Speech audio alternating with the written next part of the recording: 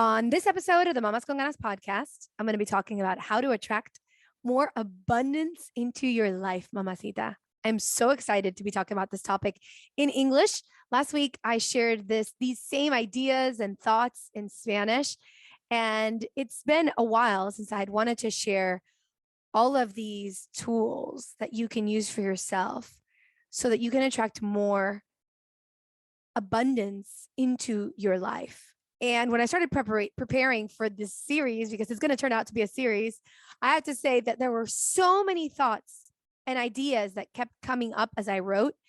It was as if it was just flowing through me. And I was writing so much down that I realized, oops, this cannot be an episode by itself. It's going to have to be a series on how to attract more abundance into your life. And I think that abundance is something that I would say most people would like. I actually asked it in my Instagram story, and 75% of people who wrote back said that they wanted, or that responded to my inquiry, said that they wanted more abundance in their lives. So just so that you know, I wanted to start off this conversation by saying that this is a very spiritual conversation. In my opinion, the conversation about abundance and money is a very spiritual one, just like sexuality is. And it's interesting because I think sexuality and money have things that are very much in common, which is this: they are subjects that bring a lot of shame to people, and they're very controversial subjects, and people have very strong feelings and opinions when it comes to sexuality and money. So I think that's why it's one of the most difficult, two of the most difficult conversations that we have is when we're talking about our relationship with our sexuality and our relationship with money or abundance. Now, for the purpose of this series, I'm going to use money and abundance interchangeably, both of those words. When I talk about abundance, I am talking about financial abundance. But if you would like to interpret it as all different kinds of abundances in your life, go ahead. But I am talking about finances and I'm talking about money. But I use the word abundance because I think a lot of people have a negative relationship with the word money. They hear the word money and they cringe, and it automatically, like, they shut off and they shrink and they don't expand with the word. They have a negative, like I said, a negative relationship with the word money. And so I use abundance because a lot of times people, when they hear the word abundance, they tend to expand and they're like, oh yes, that resonates better with me. But I think in reality, if we were to take a look at the word money and develop a good relationship with that word, it can also be very powerful for us and very empowering. And as I always say in the podcast, there's no female empowerment without financial empowerment. So I'm very excited to talk about this. Like I said, it brings this topic brings a lot of energy to me because I feel very passionate about empowering women when it comes to finances and their relationship to money. When I say relationship, I say a relationship to money because I think just like with anything else in our lives that we can have a relationship with, there is a relationship that we have, whether we are conscious of it or not, with abundance and with money in our lives. And it's impossible to actually be financially abundant and financially happy without having a strong and good and healthy relationship with money. It's like the two things go hand in hand. And I think abundance in reality is an energy.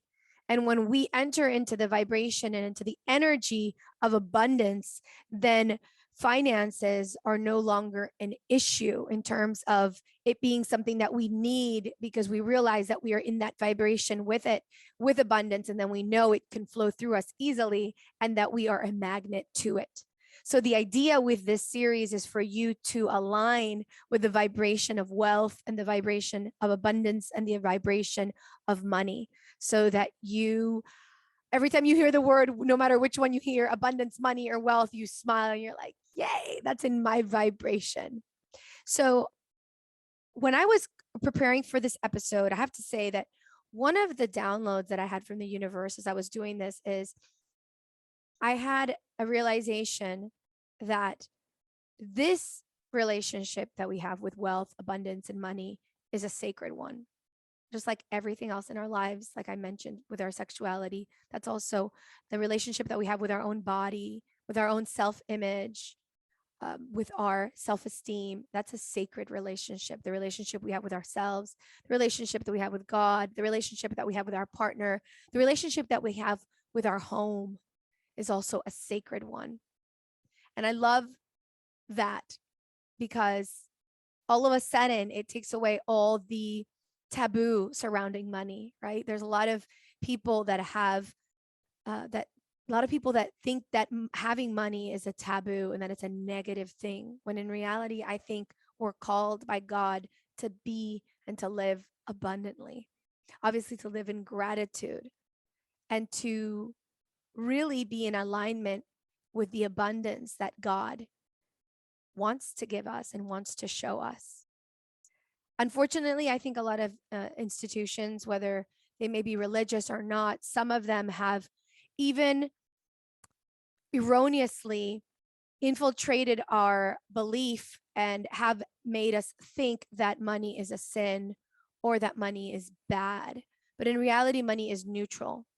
Money is not evil. It's not good. It's really neutral. It's what we do with that money that makes it good or bad. I think that money in the hands of people that have strong ethical morals and that are genuinely good people and that are aligned with their divine power and their godliness can do tremendous amounts of good in the world. And we see that through a lot of amazing people who are huge philanthropists and that do amazing things with their abundance.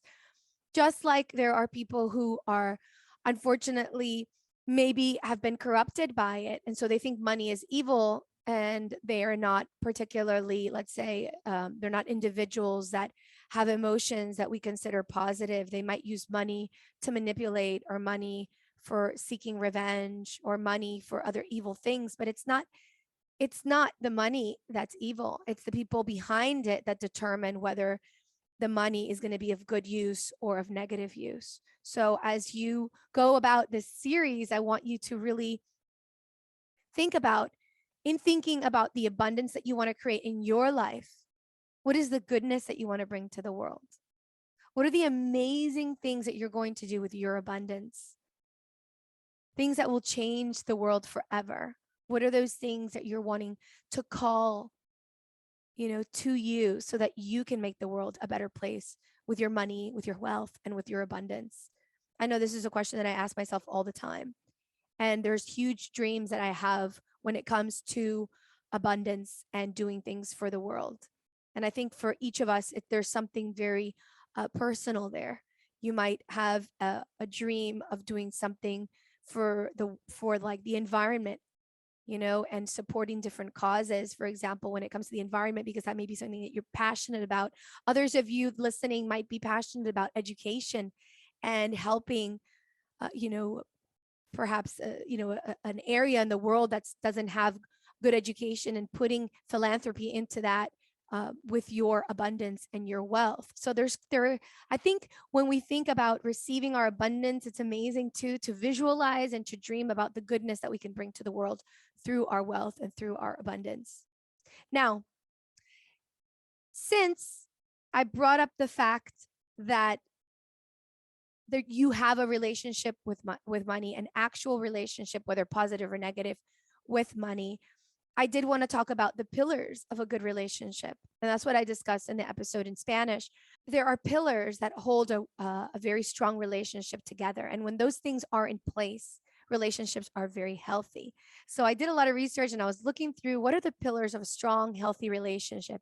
This way, you can incorporate these pillars into your relationship with money. Now, I did do a previous episode on a relationship with money. In English, it was called Your Money Story.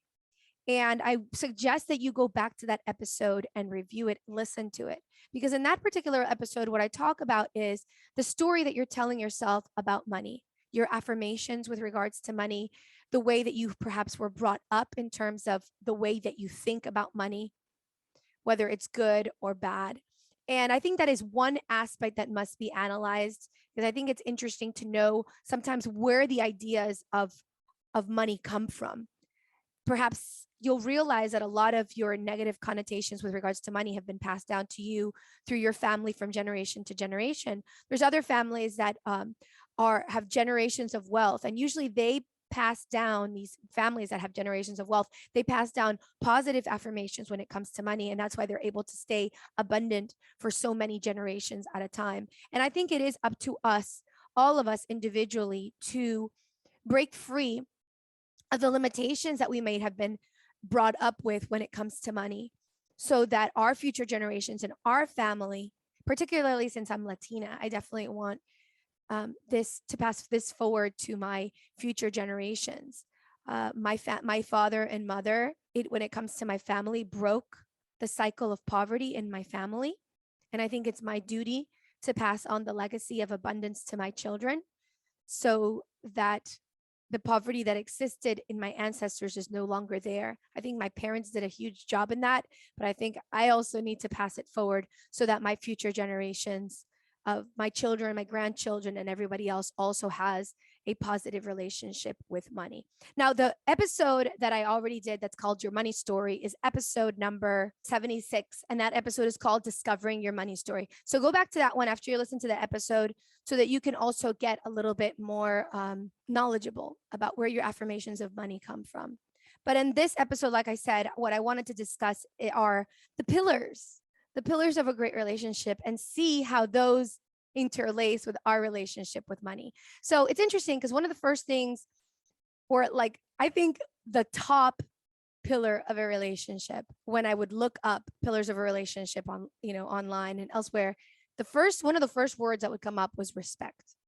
It was pretty much always the first word, respect. So when it comes to respect and money, I want to ask you, do you respect money? Do you have a respectful relationship with money when it comes into your life? Are you talking good about it, or are you negatively talking about money?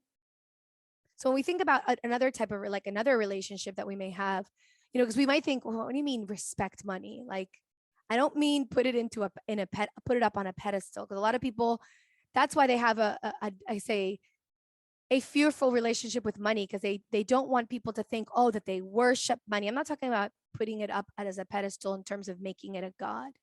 But when I talk about respect, I think that there's a certain type of respect that does come in people that have abundance. They respect money. They treat it well. They talk about it in a positive manner. And the people that I see that usually have a negative relationship with money are people that are always disrespecting it, in the sense that they're always talking negative about it, whether it's coming into their account or leaving their account. They just never seem to speak kindly of money. And I think that's part of where the respect comes from. So when it comes to money, do you respect money? Do you treat money respectfully? And if money were a person, would they say that you respect it? Interesting, right? Because I think most of us don't think of money in that sort of way. The other thing that I was thinking, and that occurred to me when I was preparing for this episode, that was like a light that went off. I was like, oh my God, I have to share this with my mamacitas, was this concept. I was telling my husband, I said, you know what, babe, money is like a person, in the sense that, if we want it to be a part of our lives, we have to treat it like a permanent guest that we want to stay in our home. So for example, like when, this is a question for you. So if you have somebody who you're inviting to your house to stay for a while, let's say somebody from out of town, and they're coming to stay at your house, like, how do you prepare for that guest? I don't know about you, but the way that I prepare for a guest coming from France or Venezuela, for example, or from anywhere else, and they're coming to my house and I know they're going to stay and they're good friends of mine, I make sure that they have clean sheets. I make sure that they have clean towels, that they have shampoo and soap and that the bathroom is clean for them. I make sure that I make, that I buy some groceries and perhaps buy some champagne and wine to celebrate with them. So I think that if we think of money in that way too, like if we want money to permanently be with us and stay with us as a permanent guest in our house, what are the preparations that we're making for that to happen? Are we making it feel welcome? I think if we think of money as a person or as a guest who's staying at our house, then, we might realize that up to now, if we haven't had a good relationship with money, we haven't really treated money as a welcome guest in our house. Like, for example, on the days that you get your paycheck, when the money comes in, are you complaining at it and going, oh, well, finally you come and now you come, but I know you're not going to stay long. You're just going to go away. And the next day you're not going to be here. Or are you grateful and do you talk to money in terms of like an energy? Do you have that energy of like, oh my gosh, it's awesome when you come into my bank account. It's so cool. I really like you to be here. Thank you so much. It's always so much fun to have you around. I think that we don't realize just how much energy we're sending our finances or not. And do we take care of it? So the first thing is the respect. Do we have respect for the money? Do we have a place that it can be? Do we spend responsibly? Because I think respect comes with responsibility, right? And I think money and abundance brings responsibility. And a lot of us want to deny the fact that it comes with responsibility. We just want the good things it brings without wanting to take responsibility for what it actually is bringing into our lives. But that's like expecting to have children and just wanting to only enjoy the good times with them and not having to be there on the day-to-day basis in raising our kids and having those hard conversations with them, in going through all those moments that are challenging with our children. I think anyone who's a parent like me will tell you that it's not all fun and games, right? Any relationship is not all fun and games. So it's interesting that we sometimes think that the relationship with money should be all fun and games, when in reality, we know that that's not the case with any other relationship in our lives. We know that being married is not always going to be easy, that it's going to take sacrifice, it's going to take commitment, it's going to take responsibility, it's going to take compromise. And it's the same thing with money. And I think that the faster that we realize, oh, the relationship that I have with money is going to be just like the relationship I have with all the other things. If I'm going to respect money and bring that pillar of respect to the aspect of my finances and to my wealth, it means that I'm going to have to educate myself on how to build my wealth, just like we educate ourselves on bringing up our children and what's the best way to be parents. If we want more abundance in our lives and we want to nurture the relationship with finances, we have to become more educated when it comes to it. We have to save, we have to plan ahead, just like we plan with our children, right? Like right now, I'm trying to plan what I'm going to do for the summer and what camps I'm going to have them do and what activities, but it takes time and it takes dedication. And I think a lot of people want the good things money has to offer, but they don't want to take a look at the responsibility that comes along with that. So it's interesting to think about money in that sense and see how you can bring that pillar of responsibility and respect, which ultimately boils down to respect, into your relationship with wealth. Another pillar of a healthy relationship is trust. We know that this is the case. When we're in a relationship with our friends, it has to be, and when we feel that it's a genuine, authentic, and real relationship, there's that element of deep trust that we have in them and that they have in us when it's mutual. So when it comes to trust and money, I also think that it's a dual trust that we need to have. And I want to ask you, Mamacita, how much trust do you have in abundance? How much trust do you have in wealth and in money? I think a lot of people that have a bad relationship with money don't trust in money. Like I said previously, they think that money is something negative and they think that it's not something to be trusted.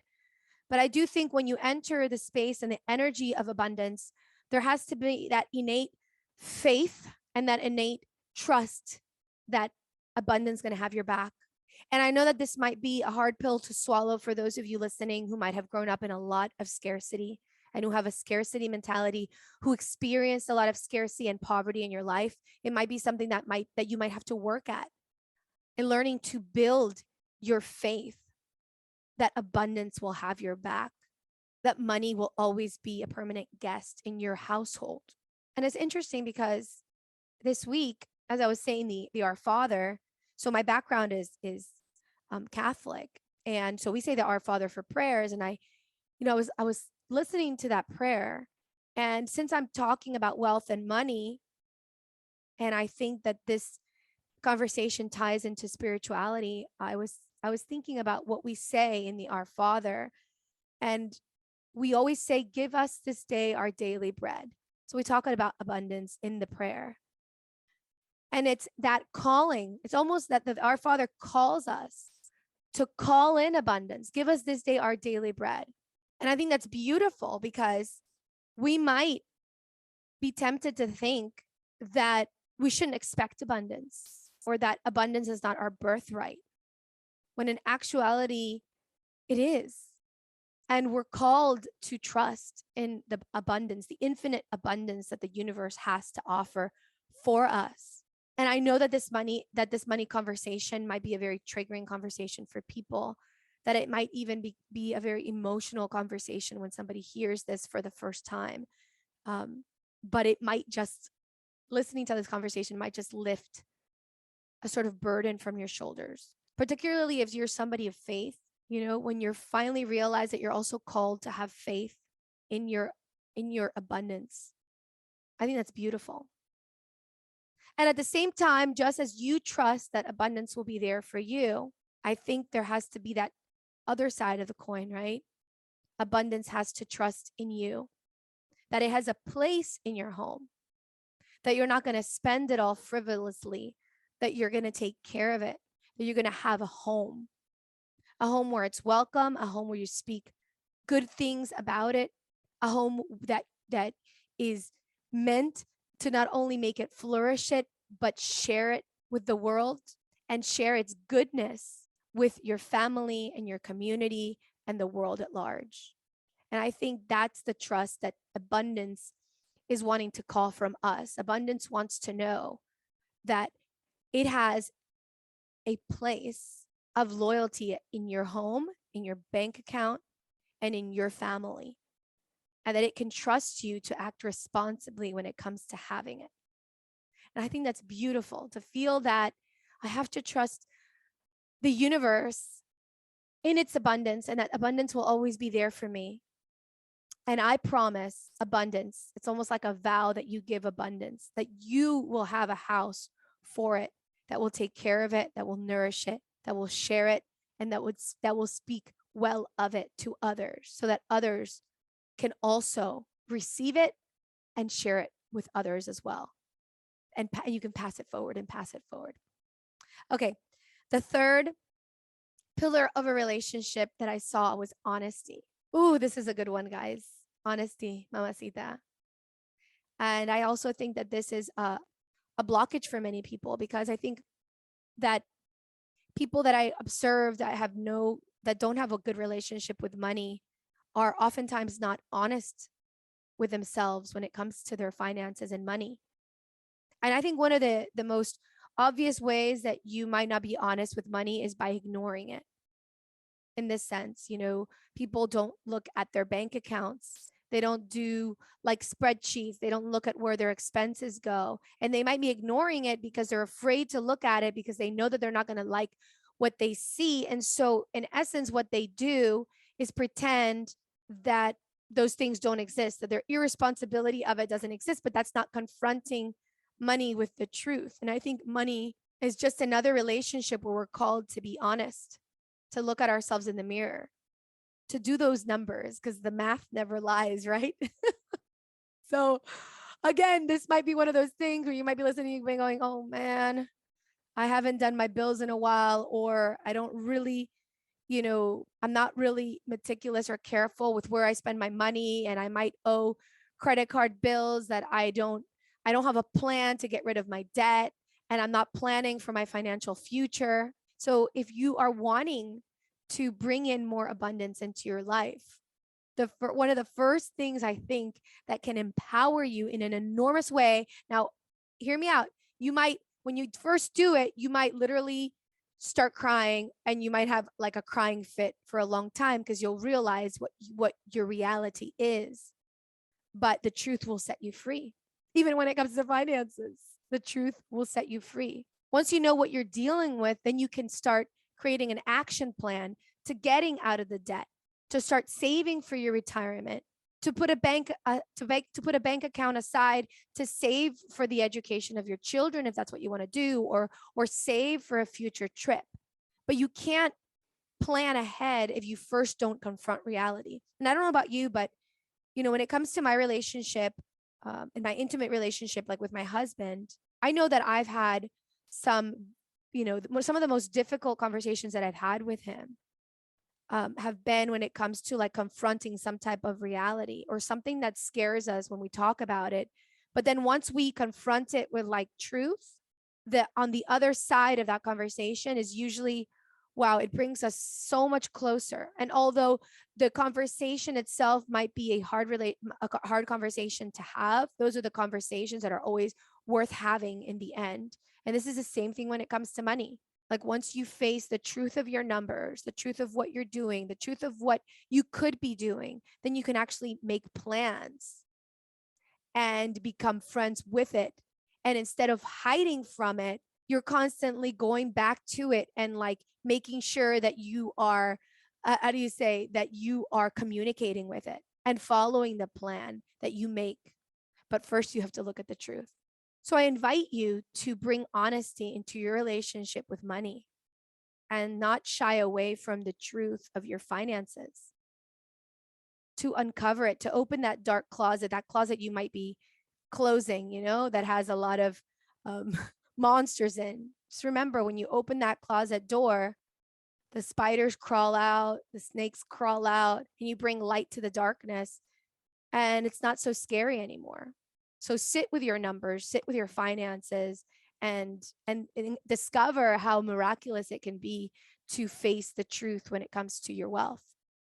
Okay, the fourth one, I think I've already touched upon this subject, but one of the other pillars of a healthy relationship is friendship. So having a friendship with it, a friendship with wealth, a friendship with money, a friendship with abundance. So how good of a friend are you with abundance?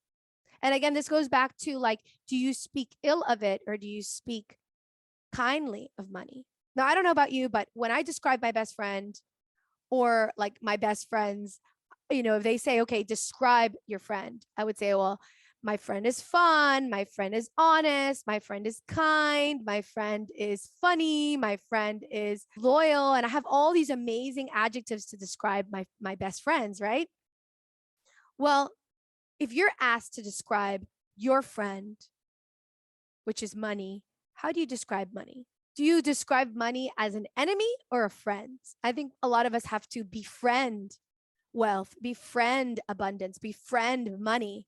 And once we do that, it's impossible to enter the energy of abundance and of money without first befriending it. It's a very different thing to say money's bad, money's evil, money's never loyal, money never comes around. Like if you talk to your friend like that, imagine you had your guest, right? Like if we were to pretend that money was the guest that you wanted to stay over at your house and they were staying at your house and all you did was complain about them all day long. Would they want to stay with you? Would they want to be friends with you? Right? Probably not. If you're going to talk bad about them, they're not going to want to stay with you. And so a lot of times this is what we need to do in order to switch our mindset from scarcity to abundance, is to befriend money and to realize, wow, well, if money is going to be my friend, then I have to see money as fun and I have to see money as exciting and as loyal and as trustworthy and as something that brings something good into my life. Because your friends, the ones that you have a real connection with, that's how you feel about them, right? You feel that they're amazing to have in your life. So friendship, befriend wealth, befriend money, befriend abundance, and talk well of it, like the way that you would describe a good friend, in order to enter the vibration and the energy of abundance. And then the last one that I had put in, which I basically tied to the first one, was responsibility. Relationships require responsibility. And a lot of times we want to shy away from that aspect of our relationships. Even sometimes with our intimate relationships, like with our husband or our spouse, we might want to just get the best of them and only receive what's good from them and then not really be responsible in the relationship. But that doesn't work, obviously. And that's such an important pillar, is like responsibility. So how responsible are we? Are you, mamacita, with your finances and your wealth? I can guarantee you that if you're very responsible of it, you have a headway already in terms of building a good relationship with money, because you'll know that it deserves, with responsibility, when you were responsible for something, you know that that thing deserves respect, deserves friendship, deserves trust, deserves honesty. So anyways, I wonder what you guys are thinking right now in terms of money and the relationships, and what you guys are feeling. Did I shift some inner, let's say, did I shift some inner beliefs? Are there certain beliefs or a certain part of these pillars that are not really aligned with abundance? I think that just with this information, the transformation that you can have in terms of attracting abundance in your life could be astronomical, could be like life-changing. If you just realized that your relationship with money will either attract it or will reject it, it will be a huge shift already in your energy when it comes to wealth and finances. It is my desire that there be more money and wealth and abundance in the hands of women, because I truly feel that women, we are kind, we are generous, and that the more money is in our hands, the better the world will be. So I pray that abundance is always present and shall always be present in your life, mamacita. I wish it for you and for the world. And I would love if you commented on this episode. Go to mamasconganas.com/137. The next time I talk about this in English, I'll be talking about another aspect of attracting abundance into your life. Don't miss it. It's just going to keep getting better and better. I love you. May you be filled with abundance in all its manifestations. Until next time, besitos. 1,000,000 de gracias por suscribirte, escuchar y compartir nuestro podcast. Si tienen preguntas, comentarios y más, pueden visitar nuestra página web mamasconganas.com or follow us on social media @mamasconganas. You can also write me directly at info@mamasconganas.com. Hasta la próxima. Es Valentina recordándote, don't be a mama con drama. Let's be mamas con ganas.